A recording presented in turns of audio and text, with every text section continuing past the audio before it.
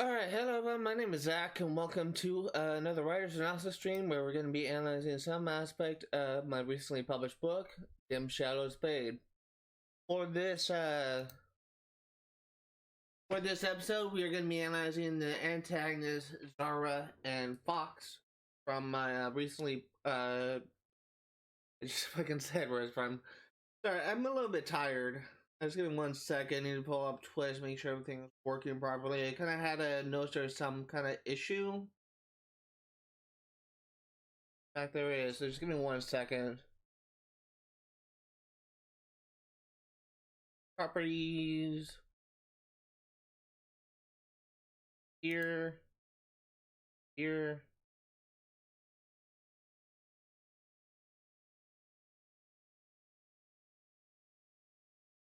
I'm trying to figure out how to get chat to display as well.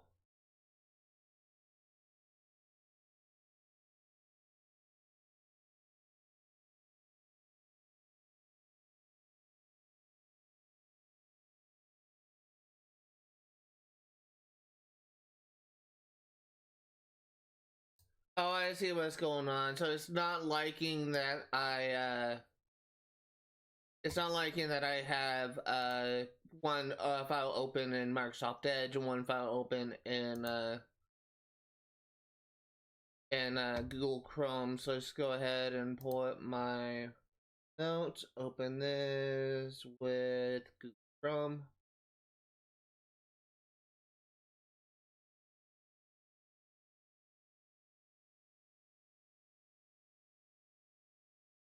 That explains it. Go ahead and pull up our thing and let's go back here, window capture, properties. Let's try and do this again.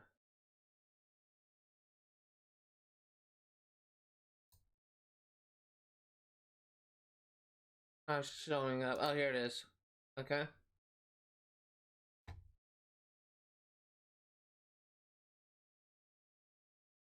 So is it working now?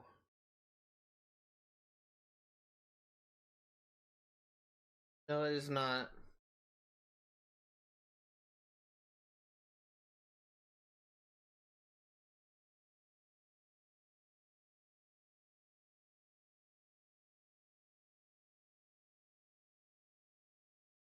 Whatever, it's not a big deal.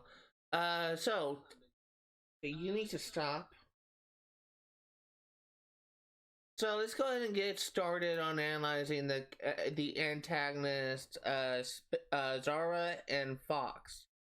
First and foremost, trying to get the there we go. First and foremost, Zahra and Fox will serve like completely different roles in the story overall. In the beginning, when I first showed their characters in the prologue, and really throughout the part one, they were just kind of like just depicted as a bland, evil characters, with them being kind of subservient to the antagonist Spade, the main antagonist Spade. However, when things kind of change for them when they end up getting betrayed by him, someone that they trusted, that ended up kind of stabbing them in the back because they couldn't like deliver what he wanted.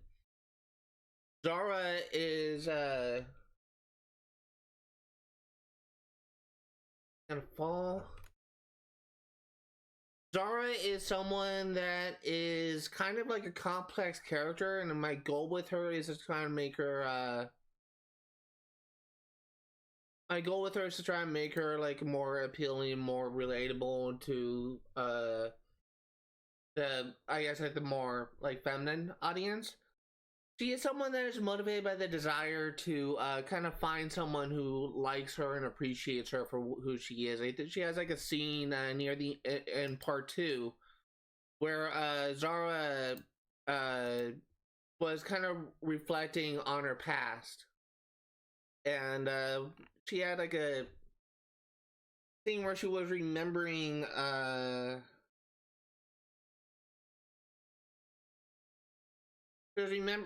okay, you need to go over here. There you go.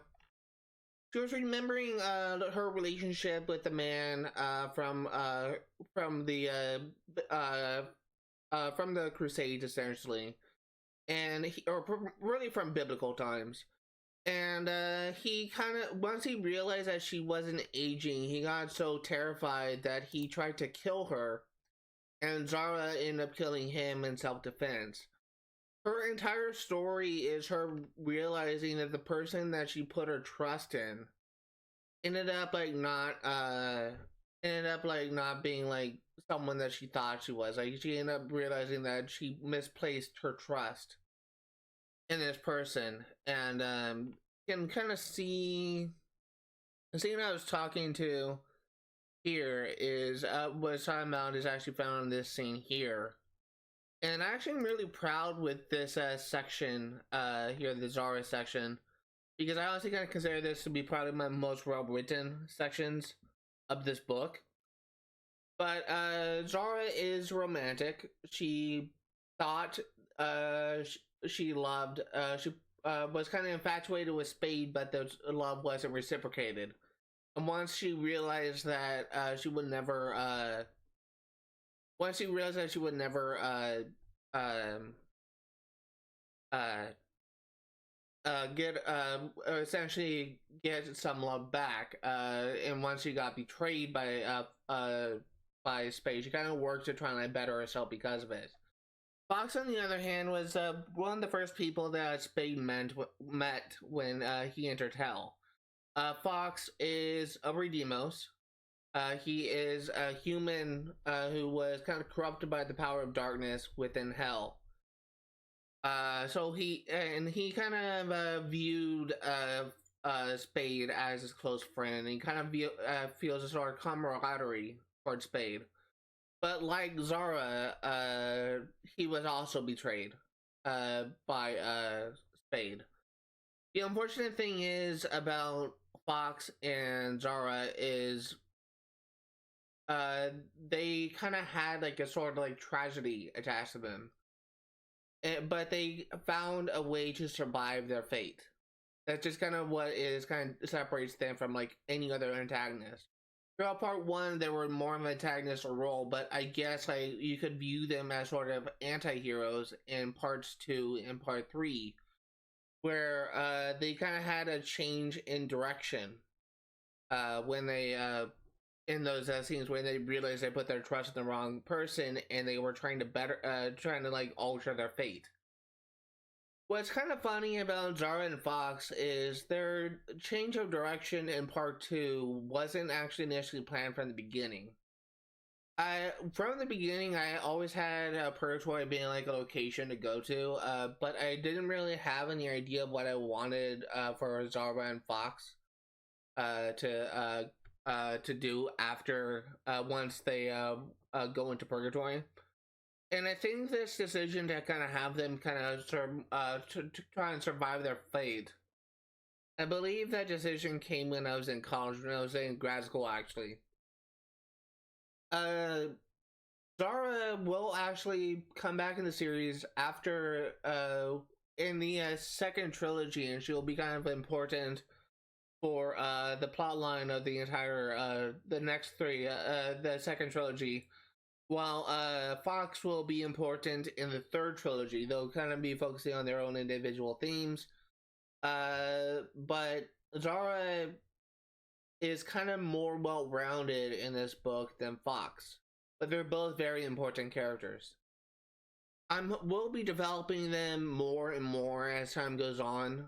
But at this point in the story, they're kind of more meant to be tragic characters in the beginning. But then they manage to kind of escape their fate in sort of a poetic way.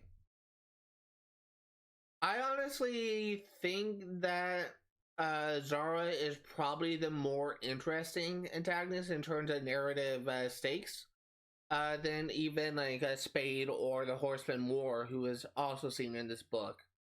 And it's mainly because the amount of character development I put in them.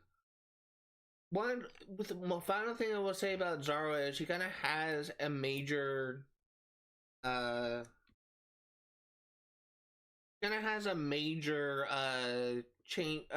major like character moment where towards the end of part 2 she was kind of more motivated by the a desire to reunite with her twin brother Moses.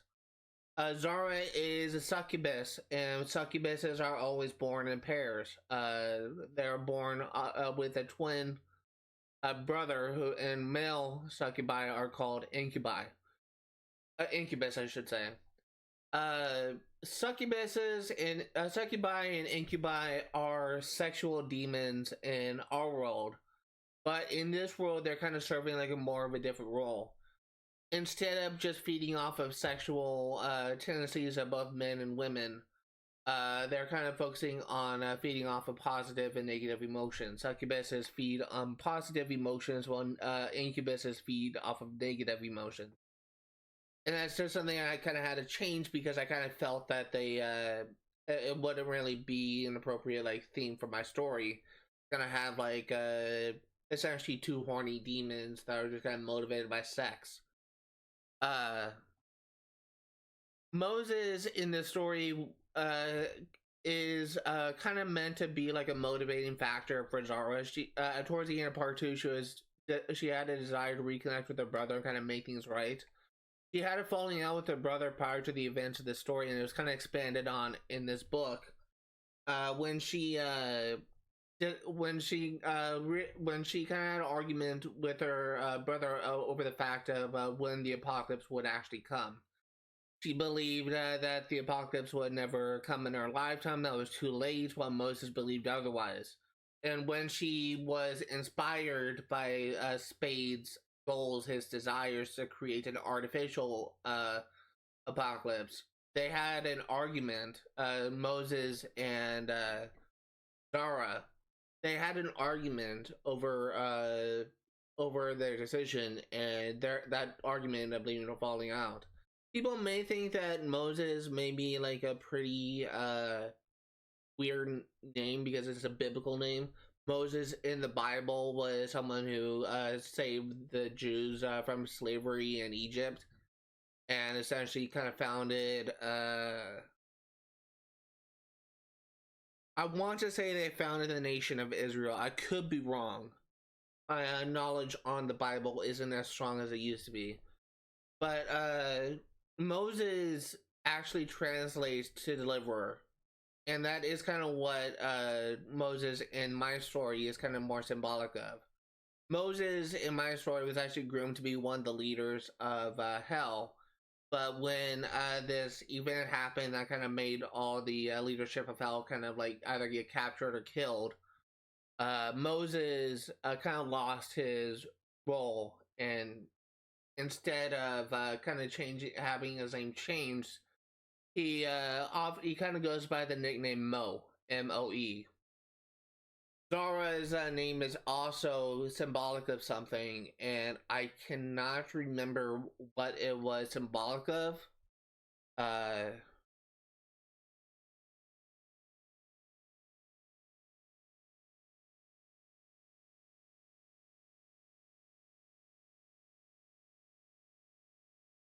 I can't find it. But the names, I mentioned in a previous video that the names of demons are meant to be symbolic of something, and I really should have figured out like what Zahra's name is symbolic of. Let me maybe.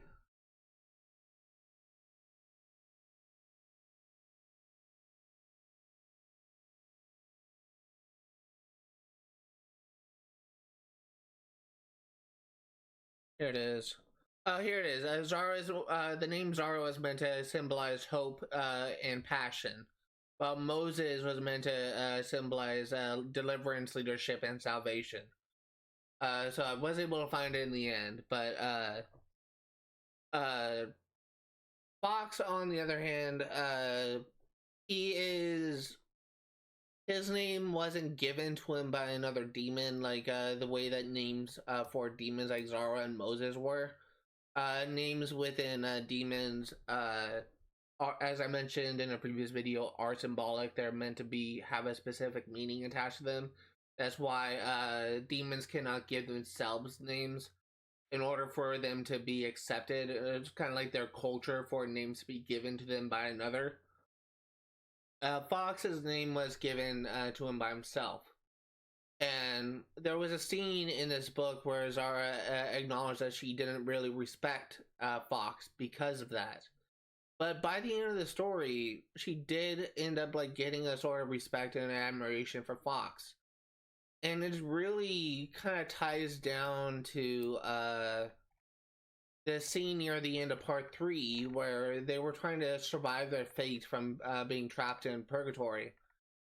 And